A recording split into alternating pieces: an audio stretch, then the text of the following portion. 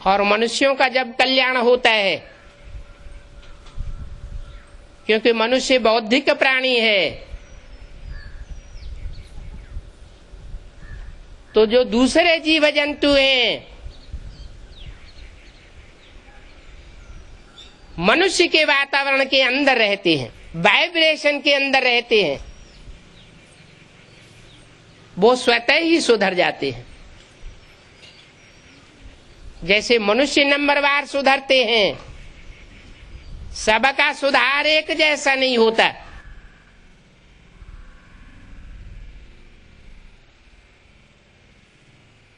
School college में भी पढ़ने वाले सब स्टूडेंट्स एक जैसे नहीं होते। कोई तीखी पढ़ाई पढ़ते हैं, कोई डल हेडेड होते हैं। ऐसे ही वो जीव जंतु जो उन मनुष्यों के संसर्ग संपर्क में आते हैं, जो मनुष्य ईश्वरीय पढ़ाई पढ़ते हैं, ईश्वरीय सिखाए हुए राजयोग के आधार पर अपनी दृष्टि वृत्ति को सुधारते हैं, पवित्र दृष्टि बनाते हैं।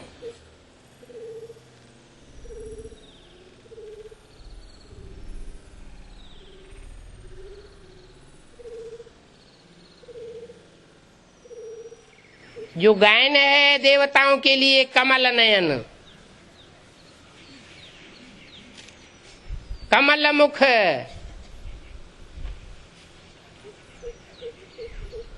ऐसे वाइब्रेशन बनाने वाली आत्माएं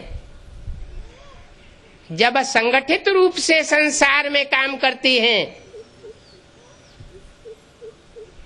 तो उनके वाइब्रेशन सारी दुनिया को अभिभूत कर देते हैं।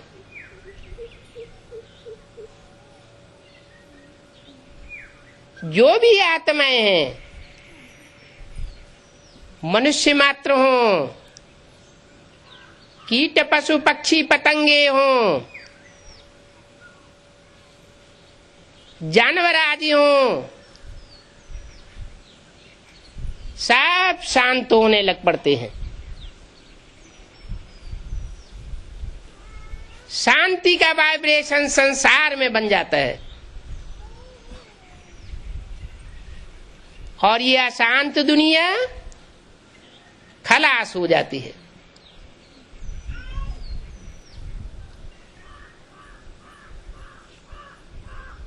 अभी बाप कहते हैं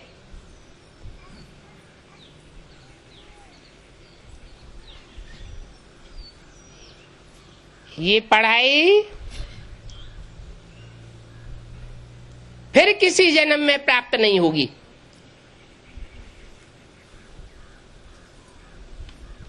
एक जन्म की पढ़ाई और जन्म जन्मांतर की राजाई मिलती है।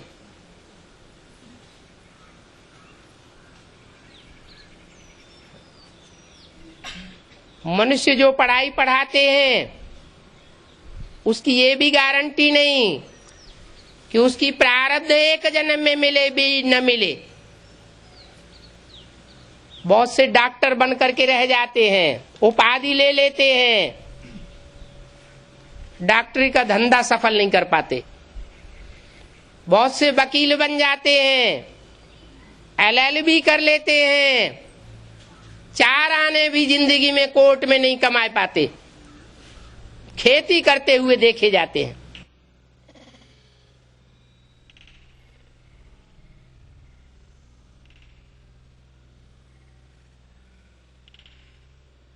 और ये ईश्वरीय पढ़ाई ऐसी है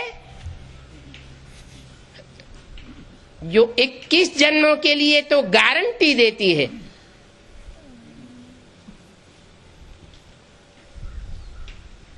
कि 21 जन्मों तक इसकी प्रारब्ध निरंतर चलेगी। अगर पढ़ने वाले विद्यार्थी रेगुलर और पंक्चुअल होकर के पढ़ाई पढ़े। रेगुलर का मतलब रोज पढ़ाई पढ़ें, और पंक्चुअल का मतलब है टाइम से आए क्लास में, और पूरा टाइम जो 1 घंटे क्लास का है या 2 घंटे है वो अलर्ट होकर के पढ़ाई पढ़े। लेकिन बुद्धि में वो पहचान नहीं होती, नंबरवार पहचान होती है कि वो सुप्रीम सोल शिव जो हम आत्माओं की तरह ही ज्योति बिंदु है, वो ज्योति बिंदु शिव किस मनुष्य शरीर के द्वारा मुकर्रर कार्य कर रहा है।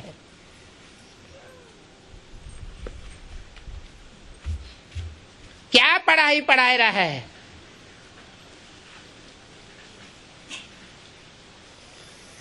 ये भी एक बड़ी भारी परीक्षा है।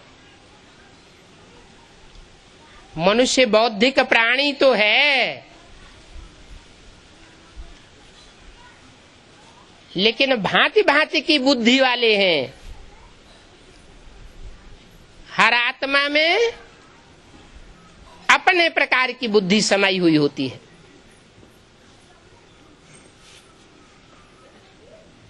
जीव जंतु, पेड़ पौधे, उनमें जड़त्वमयी बुद्धि है, और मनुष्य में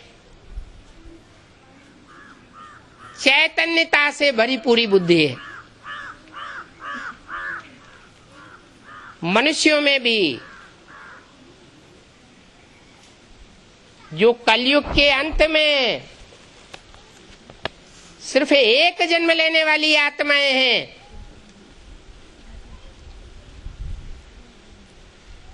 जिनकी संख्या 150-200 करोड़ से भी ज्यादा है,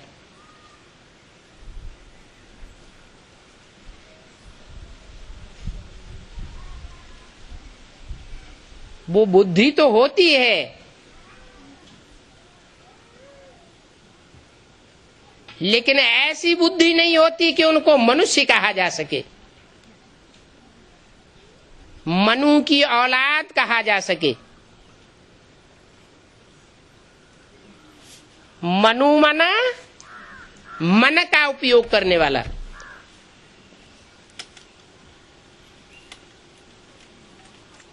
जो मन बुद्धि का उपयोग ही नहीं करता, मनुष्य होते हुए भी उपयोग नहीं करता। जैसे जानवर होता है,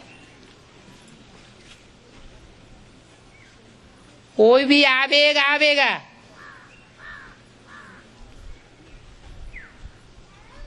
तो बिना सोचे समझे बुद्धि चलाए, मनन चिंतन मंथन किए,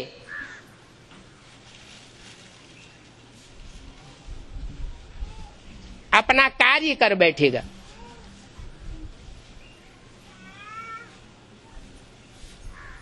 काम के आवेग से भरा पूरा कार्य हो, क्रोध के आवेग से भरा पूरा कार्य हो, लोभ के आवेग से भरा पूरा कार्य हो, वो बुद्धि और मन का उपयोग किए बगैर कर बैठेगा। बाद में भले कोई भी रिजल्ट आए, भले मौत भी हो जाए, वो मन बुद्धि का उपयोग नहीं करेगा। तो जानवर और मनुष्य में कोई फर्क नहीं रहा। इसलिए भगवान बाप बताते हैं कि 500 करोड़ तो मनुष्यों की सृष्टि है, वैसे तो 600, 700, 750 करोड़ मनुष्य भी हैं।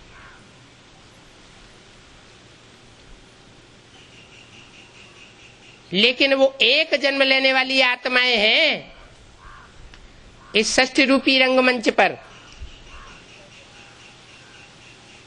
मन बुद्धि का उपयोग करने वाली आत्माएं नहीं है।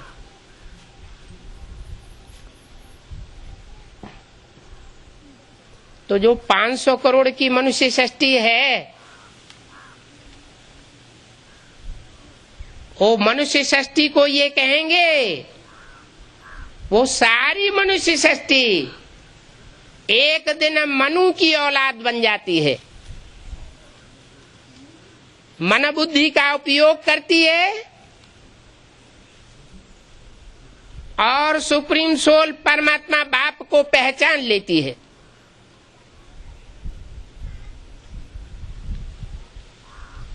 पहचान कर उसकी जो निर्धारित पढ़ाई है, ईश्वरीय पढ़ाई, उसको पढ़ती है, जीवन में धारण करती है, और जैसी जैसी धारणाएं होती हैं वैसी वैसी प्राप्ति होती है।